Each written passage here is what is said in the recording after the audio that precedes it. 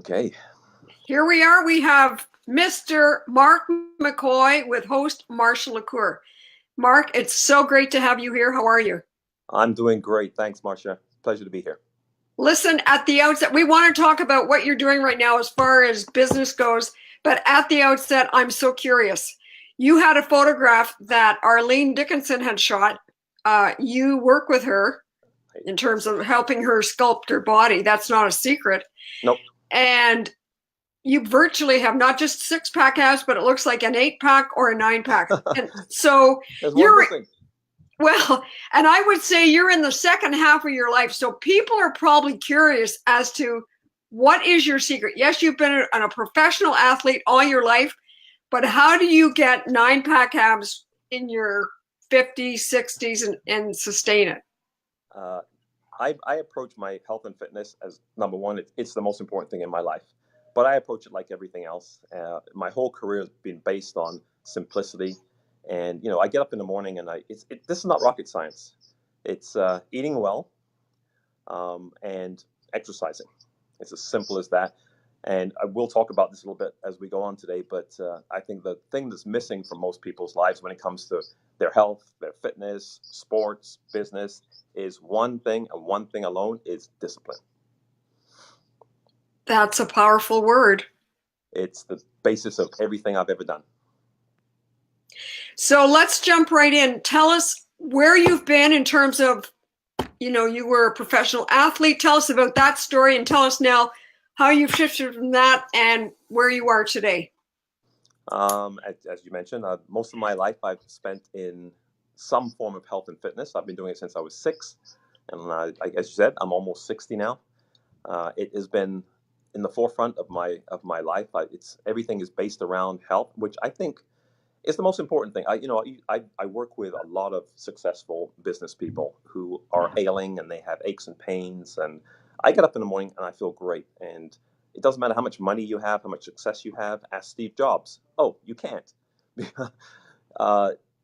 Because if you don't have your health, you have nothing. All that means nothing. So I've spent my whole life revolved around health and fitness, and I have been doing that off and on since I retired.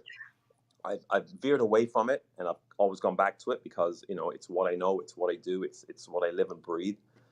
And this is the first time in a long, long time that I'm actually not doing so much in the way of health and fitness. I still do a few clients, the Arlene Dickinsons of the world, and I do have some close friends who I still work with.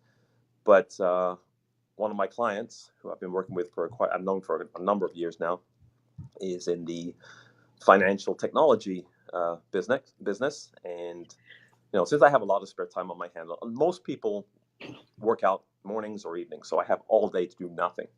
So she said, why don't you come over and work with me? So I'm actually working with her in her business, and that's just been the last little while since I've stopped working with my pro athletes that I work with in the summertime.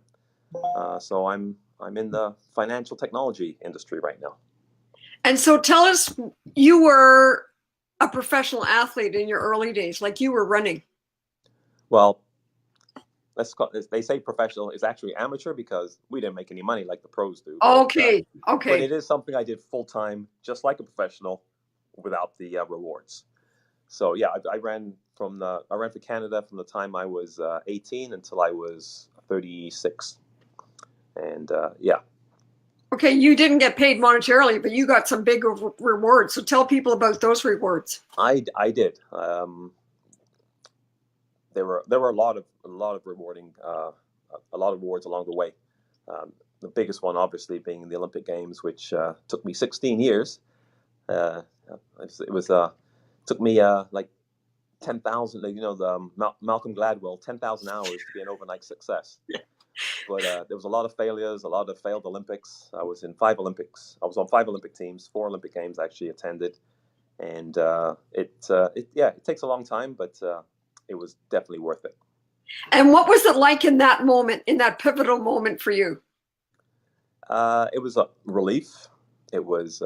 I think you really appreciate those times because I've been through so many down. If I had just won the Olympics my first time, not just one, but if I'd have won the Olympics my first time around, it wouldn't have been as gratifying as it was. I said going through one coming fourth, going through the next one, coming seventh, and then finally winning. It's and all the controversy I've had in my career, like I live on the edge, and I want to live life to the fullest. I never want to look back and say, I shoulda, coulda, woulda. I tried everything to be the best I can be, both as an athlete and as a person.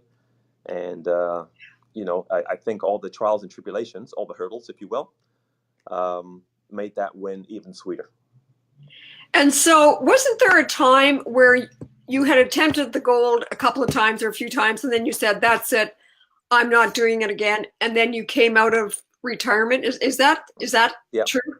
that's absolutely true. I was involved in the big Ben Johnson scandal in 1988. I was training with Ben that year. I took drugs that year. It didn't work for me. All it did was get me injured. After that, I retired. After Ben was tested positive and suspended, I left Seoul in protest because he was my friend and I wanted to stick up for him. And I was suspended for 2 years for that. And actually, throughout that year, I injured my Achilles and I had an Achilles operation. So I was like, it took me 18 months to recover from that. And I thought, I was almost 30 years old. I was done. I was, too old to do what I was doing. And actually retired. And my good friend from Britain and his coach, Colin Jackson and Malcolm Arnold, said, "No, Mark, you're not done. Come on over here, train with us." And that's one of the important lessons I teach people, is surround yourself with the right people, with a good team, and you can accomplish anything. Well, look, you surrounded yourself with the right people, those two guys from the UK, and look at. Yep. Turn my life around, those two guys. I thank them every day. They're still good friends. Yep. Yes. And so you weren't 20. You were what, in your 30s then, you said? I won the games. I went over there when I was 27, and I won the games when I was 30, which is relatively old for a track and field athlete. Yeah. Wow. Kudos to you. Kudos to you. Thank you. Thank you. And so you were talking about how important discipline is. So can you outline for us, from the moment you wake up, when your eyes first open, until you go to bed at the end of the day, what does a day in the life of Mark McKoy look like? Okay, well, right now it's a little bit different than it was a few months ago, but it always starts off the same way. Is that I always believe that, like I said, health and wellness is my prime objective. So I get up and I work out in the morning. I usually work out with my clients. So I'll get up, I'll get ready, and I'll go over to Arlene's or whoever the client is, and I work out with them. So if you've been following Arlene, we do stairs in our condo every day before we do core work and push-ups and squat, like all the other stuff we do.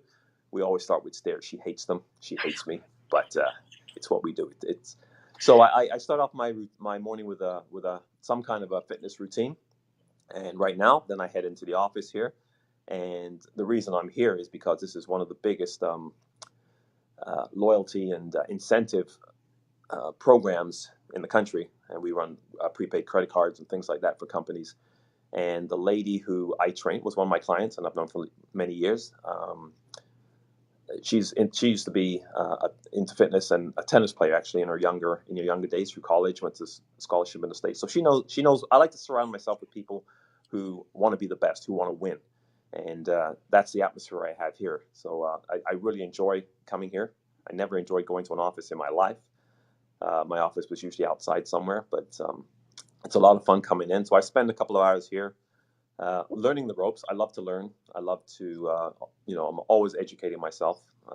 Every day I'm watching motivational stuff. I'm watching what other people do to succeed, whether it's sports or business or arts.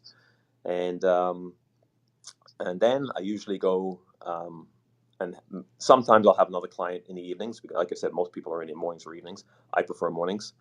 And from then I go home and I'll prepare. My nutrition is another thing is super important. I think nutrition is much more important than the workout itself. I know a lot of people who work out and then eat like crap and they really don't see any results. So I'll go home at night and I'll prepare my meal for the next day. And I'm an early to bed, early to rise type of guy.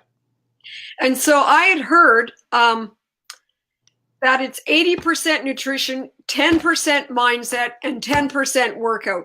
Do you think that those are the sort of the general range of breakdown for? Yeah, I'd say more or less. I said, nobody knows exactly, but it is a, mindset to me is a number. That's a discipline. That's where discipline comes from. I know a lot of people. I can tell them exactly what to do and what to eat, and they just make up excuses. I can't do this. I can't do that. You missed this. And every time I always tell people, if you're going to be start any type of fitness program, either don't start or don't stop. It's too hard to start, stop all the time. So yeah, that's about the breakdown. But the mind has a lot to do with the discipline to be able to do those things. So what do you eat like 3 meals a day sort of thing? I eat when I've been doing things and now they have names for them like intermittent fasting and they have Right. core work and we never had any of these terms when I was competing. But I generally don't eat until after I work out. There's a lot of science around that now. I just did it off feel years and years ago, and I get up in the morning. The best time to work out is on an empty stomach. Doctors know nothing about health and fitness, by the way. They've never taken a nutrition course, so don't listen to your doctor. Breakfast is not the most important meal of the day. The best thing to do is get up, work out on an empty stomach, so you can actually be burning fat, and you have like the hormones that are important for muscle building and fat burning are at their highest when you don't eat.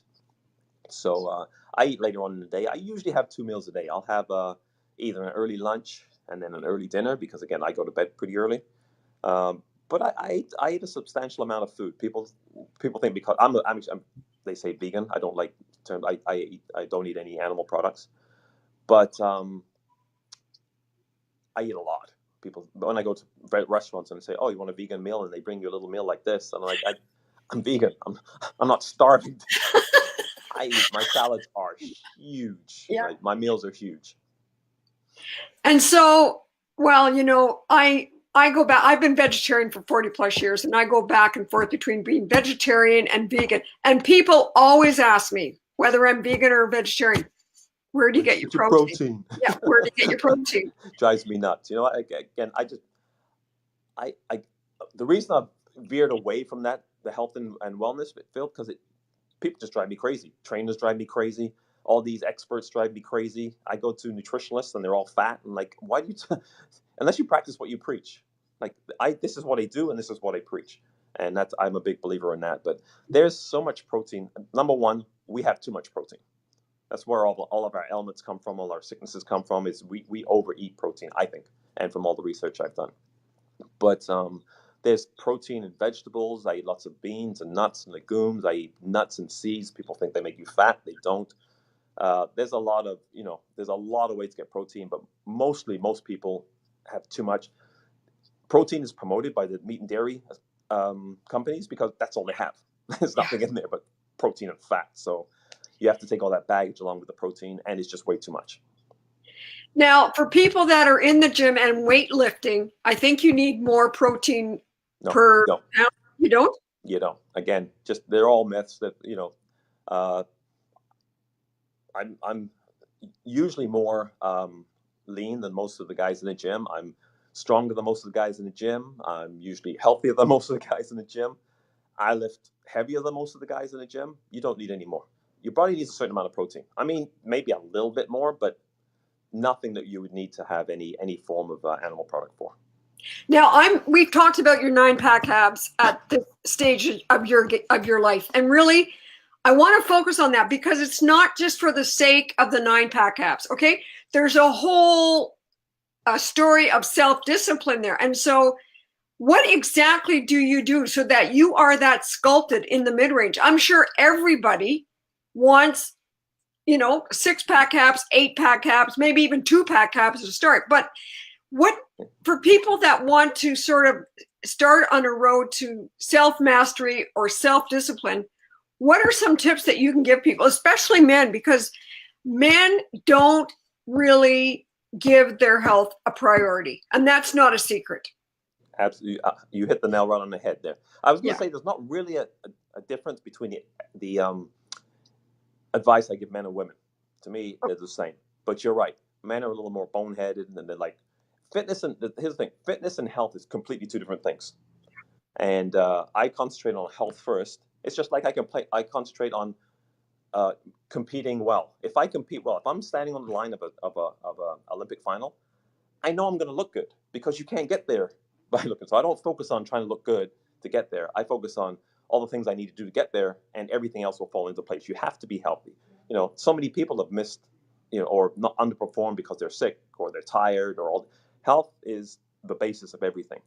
So a lot of guys go in the gym and they're taking protein powders and shakes and all these pills, and most of them aren't in that great a shape anyway. I mean, in my gym, there's not one. Well, the gym I used to be in, there's not one trainer that was fit, let alone healthy. So you need to concentrate on your health first, what you put in your mouth, and everything else will fall into place. Your fitness will come. Now, here's the thing: most people, they want six-pack abs. They're doing crunches and all. Everybody has abs underneath that layer of most people have the fat. The best way to burn it off is not to be lifting weights in the gym. Is to get outside and do the stuff that people don't like to do, which is the conditioning. So I do a lot of sprinting. I do a lot of hills. You got to use your legs to see your abs. That's what I always tell people. They burn the most. Oh, so use your legs to see your abs. I hadn't heard that one. Yeah, legs are the biggest muscles. So you use those. They burn more. You can't spot reduce. You can't just say I want to get abs and do crunches and sit ups and all these different types of exercises. If you still have that fat, that's not going to burn the fat. That's going to build your abs. It's going to build your strength in your core, but it's not going to. You're not going to be able to see them because you have to burn off that layer of fat, and the best way to do that is to use the big muscles, which are your legs. So if you're using your legs to burn off that fat, you want to get into your target heart range? From my experience, again, it's people go out and if you jog, how do I put this? The fat burning zone, they say, that's another myth. You got to go out there and you got to work at a higher intensity of work. Reason being is that produces more lactic acid, which produces more growth hormone, which burns fat. So there's this whole cascade of things that happen in your body. Again, these ranges were made from doctors who are scared that you're going to have a heart attack. You're not supposed to have, it's your heart's maximum is supposed to be 220 minus your age. I train doctors who are in their 60s who have their heart rate above 200. And everybody goes, well, isn't that dangerous? No, he's working, and they were fit, and they could see their abs. You have to get your level of training higher. It hurts. It's painful, but you get what you pay for. And so so for myself, so I'm trying to understand this scientifically, let's say. So does that mean I want to increase the number of heartbeats per minute? Yeah. So, okay. And it's really simple. Like I said, right, you can see out the window here, I have a hill across the street from where I live in Toronto. And I go to a hill. I take my clients to a hill. And it's about 100 yards. It's not that steep. It's a little bit. And we'll try to run up that hill 10 times as hard as we can. We'll warm up, obviously, because you don't want to get hurt. Then we'll run up that hill. I don't have many clients who've made it 10 times. It's that hard. So it takes us about between 20 and 30 seconds to get up the hill. And then we'll have a 3-minute recovery to walk down. And you just run back up as hard as you can and you walk down. That is one of the most effective ways to get in shape, to be healthy, and to burn fat. Oh, that's good to know, because I live in the beach here in Toronto, and there's a big hill, so I can just start doing that. There you go. Make sure you warm up properly, because yes. the higher the intensity, the more chance of injury. So when you say warm up, just start getting the heart beating more. Yeah, or you do a jog. We do in sprinting. We do these sprint drills where we, a lot of people listening to ABCs, where you're bringing up your knees high, you're kicking your butt, then you do a little bit of stretching, especially your lower legs, your calves, because when you're sprinting, you want to be on your toes, not on your heels. You're not heel toe running. There's a lot of pressure on your Achilles and your calves, so you have to make sure you just and build up. You're not going to do the first one flat out. What I do is I'll do the first couple easy, then you get faster as you go, and then you try to do a couple at maximum speed. And do you do this like 3-4 times a week? I used to do it with all my clients. So this summer I was working with Max Domi, who's having a great. I was just talking to his dad. He's having a great season for Montreal. He just got traded from Arizona, and I was, he was kicking my butt. He's 23 years old, and I'm close. I'm pushing 60, but we were rocking and rolling. And I would work if I have 3 clients a day. I do it 3 times a day. I'm doing a little less now because again, I have an office job. But for the last 30 years, I've been doing it 2, 3, 4, 5 times a day. Just I work out with my clients. Okay, so once people get to a certain point, they can do this every day then. Yeah. I mean, stuff like this. I mean, people go jogging every day. People go to the gym to do yoga every day. They think like, why they should be doing this every day. And it doesn't take that long. No. No. Oh, that's good to know. So basically the way you eat, I guess, would be coined as clean eating. Well, a lot of people in the gym, a lot of these muscle heads in the gym, clean eating would be chicken. Yeah, I, yeah. I don't call that clean. I'm plant-based. I like whole Right, foods, plant. right. Yeah, and that's. I said I feel great. I hardly ever get sick. Touch wood. And I said I worry about my health first. Not so worried about the way I look. Hopefully, I look okay for my age. Oh my gosh. Yeah, you look great. Well, thank Really? you. Well, no, when you had that, is it okay if I post that picture that Arlene Dickinson took of you on my page? Like she didn't take it. She posted it for me. She asked the same thing. I did this photo shoot just for a magazine for a friend I know. Okay. And then she saw it and she goes, "Mark, can I post this?" I'm like, "Go for it." So you're more than welcome to. And I hope Arlene is making progress with you. I'm sure she is. She's doing great. She's a lot of fun to work with. It's been almost a year now. She's been off and on because she's a very busy woman, but she's there. She gets up in the morning, no matter how late her nights are, and we work out. She does all the stuff that I do. We run outside. Yeah, we're having a blast. And so consistency is another thing. That's part of discipline. That's part of discipline. It's like I said, you can't start and stop. No matter, even if you can only get in like some. I always tell people the shorter the better. Keep it simple, because if you have this complex program that it takes an hour or longer and you have to go to a gym, so that's half an hour to the gym. You do the program. Like people say, like 2 hours. I can't do 2 hours, so they just don't do anything. I do a lot of stuff, and hopefully I've been trying to do this for years, but I've just been too busy on posting simple exercises that people can do at home, because you're more likely to do a 20-minute workout at home than you are a 2-hour workout at the gym. And so if you're having people do a 20-minute workout at home, they're using their own body weight. Let's say, for example, if they're going to do upper body. I always do the whole body as well. I don't. The whole industry has been bastardized by bodybuilders and personal trainers who do like arms and chest today and back tomorrow. It's like, you know what? When I get up in the morning and I go out, I use my whole body. So when I work out, I use my whole body. It's this full body workout, and those type of things you can do. Like I do push-ups every day. I do squats every day, bodyweight squats. I do planks and sit-ups every day, and I try to do hills. Even in the winter, sometimes we do it in the snow up a hill. Just makes it harder. It's like running in the sand.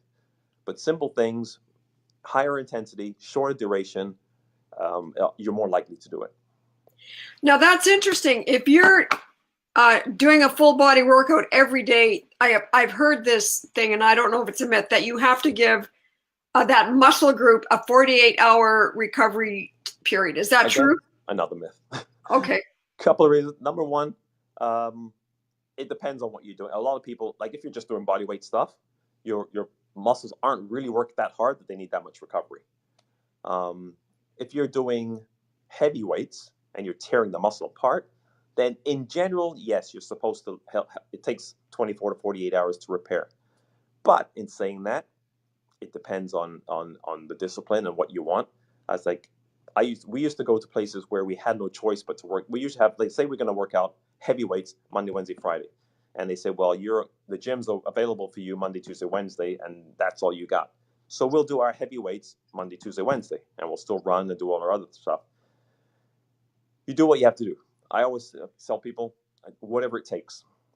You can always make an excuse. That's what most people do. Well, I'm not getting results because I couldn't get in the gym and I didn't have enough time for my body to recover. Make all the excuses you want. Keep your fat, keep your health, or lack thereof. Yeah. Now it's interesting. You were talking about you plank regularly. So I was playing. I had a Facebook group, and we were doing a plank. Start with 30 seconds, then build up to 5 minutes. So I was at a Raymond Aaron event. Raymond Aaron, and I thought, I'm just going to do a plank. I got down and I did it for 5 minutes. That's very good. Actually, I used to train Raymond, as you probably know, and he was in my gym, and he did a plank for 11 minutes. Yes, but I know. And I told him this: I told him, everybody goes down and they do a plank in front. Then I went to the side. He couldn't hold a side plank for more than 10 or 15 seconds. You're out of balance. Okay. You have to do the whole body. I do side planks. I do back planks. People go like, what's that? I do groin planks. People have never heard of these things. The more you work your body, it has to be in balance. You can't just do one thing. You can't have all the front working. And the most important part is your back, your posterior chain. People are always, all the nerves for your body come through your spinal your spine. So if that's not strong, your lung function's not properly. Your heart, nothing works properly because everything is controlled by your nerves. Yet nobody works the back. They always do the front plank. Some do the side. I've never seen anybody do, other than track athletes, do the back. I've never even heard of a back plank. That's usually the response I get. So is that when you're on your back and you're on your elbows? Try it when we're done. It's very difficult. Only not because it's difficult, because nobody does it. Yeah, it should be as easy as the front. Okay, and then the side plank, you're on your elbow, you're on your arm, You're on right? your elbow on your side. Yeah. Yeah. Okay. And a lot of people struggle with that too because they're too busy doing 11 minutes on the front.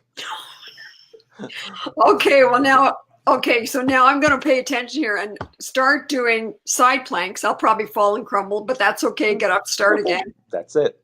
Yeah. The discipline. The discipline. Yeah. So listen, this has been fantastic. Is there anything that you want to tell men? Let's say 3 powerful tips you want to give men today so that men can shift their awareness around their health to sort of make their health a priority. They may not make it the priority, but at least to make it a priority at this point. What do you want to tell them, Mark? Well, the first thing is keep it simple. Because especially men, they want to complicate things, the big macho thing, the big weights, go to gym. Just keep it simple. Keep doing the simple things. Like I said, I like to listen to a lot of these motivational guys. And there's a guy, I'm not sure if most people haven't heard of him. His name is Larry Winget. And he told me that, but I watched the most profound statement that will shift whatever you do. Forget men, women, business, sports. And it's a simple statement. Do what you say you're going to do, when you say you're going to do it, the way you say you're going to do it. If you do that, you will accomplish anything. But I know nobody ever does that. If you say you're going to be there at 8 o'clock in the morning, 8:05 is not good enough. Yeah. You got to do what you say you're going to do, when and how. And if you can do that, and I try to live by that, you can accomplish anything. And the third is just never give up. Never give up. I think that, like we alluded to at the beginning, it was my third Olympics and 16 years to win gold medal. And a lot of my friends were way more talented than I was. The one question I've had a hard time answering in the last 25 years since I've retired is, my gold medal was the first in 60 years for Canada. I know I wasn't the most talented. No, I wasn't the most talented in Canada. I trained with guys who were way above my pay grade. And I just never give up. I just never gave up. And along the way, they'd go 4 years or 8 years. And if they'd have kept going with me, they would have had the same success. But they just gave up too early. So never, ever give up. That's a great note to end on, Mark. It's a pleasure to be here. Thanks, Marsha. Loved having you. Thanks again. Okay. All the best. You too. Okay. Take care. Bye.